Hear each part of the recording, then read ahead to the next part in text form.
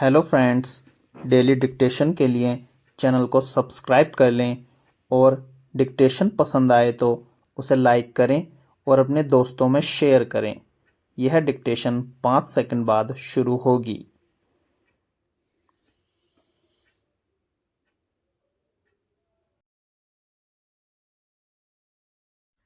Start. Vishwanath Pratap Singh सरकार द्वारा अगस्त 1990 में मंडल आयोग की रिपोर्ट को लागू करने, जिसकी वजह से अन्य पिछड़ा वर्ग की जातियों को आरक्षण में हिस्सेदारी मिली, की घोषणा के 11 महीने बाद पीवी नरसिंह राव सरकार ने देश की अर्थव्यवस्था के उदारीकरण की दिशा में शुरुआती कदम बढ़ाए। निजी क्षेत्र में रोजगार के अवसर बढ़े और सामाजिक और आर्थिक तरक्की के लिए सरकारी नौकरियां ही प्राथमिक वाहक नहीं रहीं। निश्चित रूप से आर्थिक उदारीकरण ने सरकार का राजस्व बढ़ाने में मदद की। उसने केंद्रीय और राज्य सरकारों को समाज कल्याण के लिए और अधिक धन मुहैया कराया। उदाहरण के लिए, मौजूदा सरकार का कहना है कि उसकी कई कल्याण योजनाएं, मसलन मुद्रा योजना के लाभार्थी अन्य पिछड़ा वर्ग, दलित और महिलाएं हैं। आर्थिक उदारीकरण ने अन्य पिछड़ा वर्ग और अनुसूचित जाति के लोगों के लिए कौशल आधारित रोजगार भी तैयार किए हैं।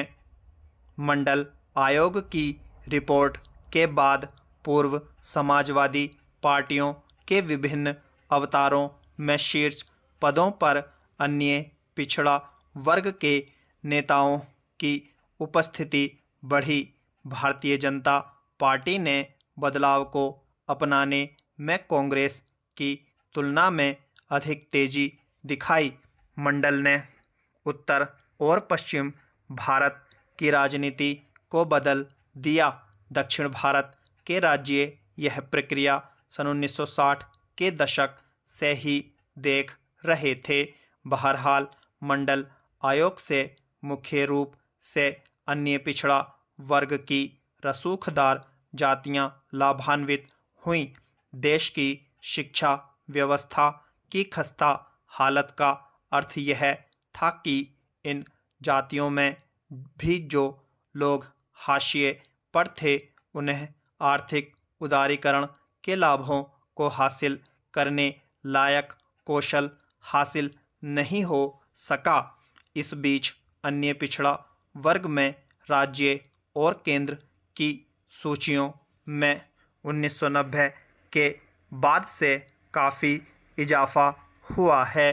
हाल के वर्षों में मराठा जैसी कई जातियां इस सूची में शामिल होने के लिए सड़कों पर उतरीं।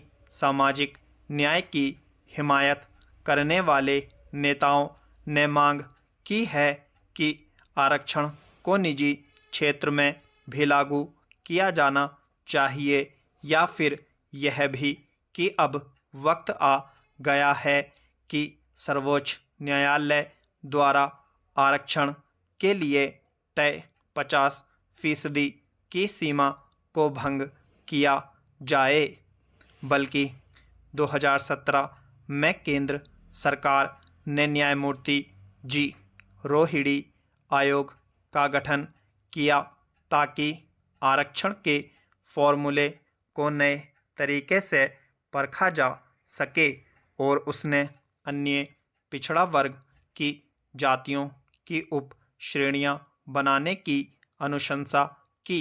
परंतु पिछड़ा वर्ग की आबादी के विश्वसनीय आंकड़े नहीं होने के कारण नीतिगत निर्णय प्रभावित हुए। आखिरी जाति जनगणना सन 1931 की जनगणना में हुई थी। मंडल आयोग ने उस आंकड़े के आधार पर अनुमान लगाया था कि देश में पिछड़ा वर्ग की आबादी करीब 52% होगी। बिहार में हुआ जाति सर्वेक्षण उस कमी को दूर करता है। संभावना यही है कि अन्य राज्यों में भी इसका अनुकरण किया जाएगा या फिर जाति जनगणना ही होगी। बिहार जाति सर्वेक्षण से पता चला है कि वहाँ की आबादी में पिछड़ा वर्ग की हिस्सेदारी 63% है। इससे भी महत्वपूर्ण बात यह है कि पिछड़ा वर्ग दर्जनों बटी हुई छोटी जातियां 36% हैं। पिछड़ा वर्ग में 12.9% मुस्लिम हैं, 15.52% सामान्य आबादी में 4.8% मुस्लिम हैं। राजनीतिक तौर पर इस बात का जोखिम है कि जाति गणना में समस्या से और अधिक ध्रुवीकरण हो सकता है तथा इसके दीर्घकालिक परिणाम हो सकते हैं। बहरहाल समय के साथ जैसा कि मंडल राजनीति ने दिखाया भी, भाजपा और कांग्रेस समेत सभी दलों को अपनी राजनीतिक रणनीति को नए परिदृश्य के मुताबिक बदलना होगा। इस संदर्भ में जाति आधारित कोटा पर 50% की सीमा को लेकर निश्चित रूप से विवाद होगा।